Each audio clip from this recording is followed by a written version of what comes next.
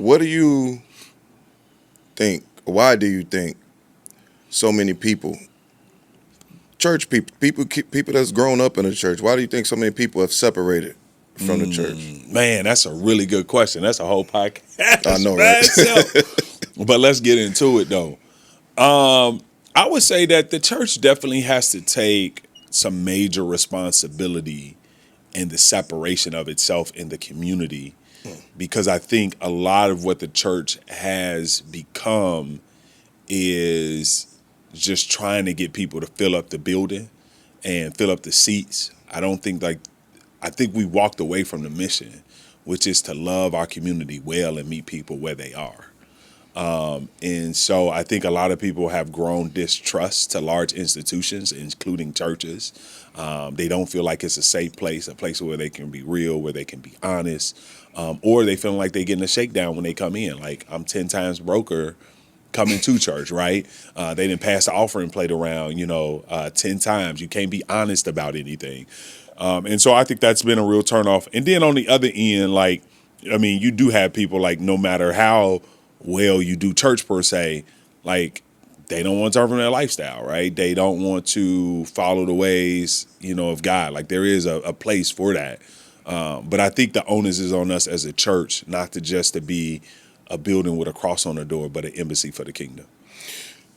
When we talk about sin, and there's so many, like, how, like, us as Christians, we was born sinners. Like, how do you think God differentiates sin?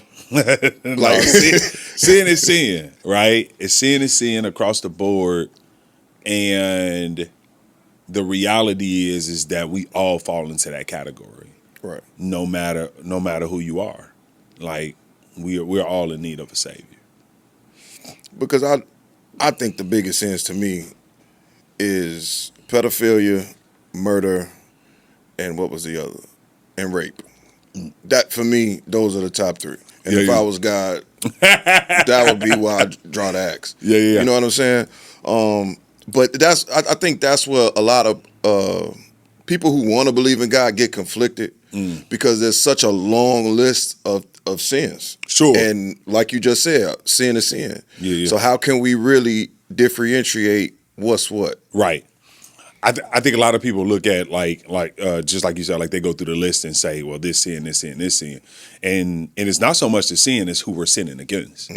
And so it's just like, if I take a shoe, like, I think it was like, I seen somebody on TV throw a shoe at the president. Oh yeah. If I throw it at my brother, that's one thing, but if I throw it at the president, it's going to be a whole different consequence, right? It's because of who he is. And so sin is not so much the actual sin, the way the lens you got to look at it through is who you're actually sinning against, who you're violating, which is first God. And then I always tell people, like, even if you go to, like, the 10 Commandments, like, you don't break any of the commandments without breaking the first one, which is to put God first. You can't violate any other sins unless you violate that one first. Because the first time you put God second, then that's when you're able to do all the rest of them. Do you think it's possible to live free of sin? Yes. Not in our own strength and our own power. I think it's something that God has to grant us and give us. Another one of my favorite scriptures is in Romans chapter 6, that sin will no longer be mastery over you. And that's the beauty of salvation, is that God actually frees us from the power of sin. And that's something that God has to divinely do for us. Okay. So I want to talk about go back to the church.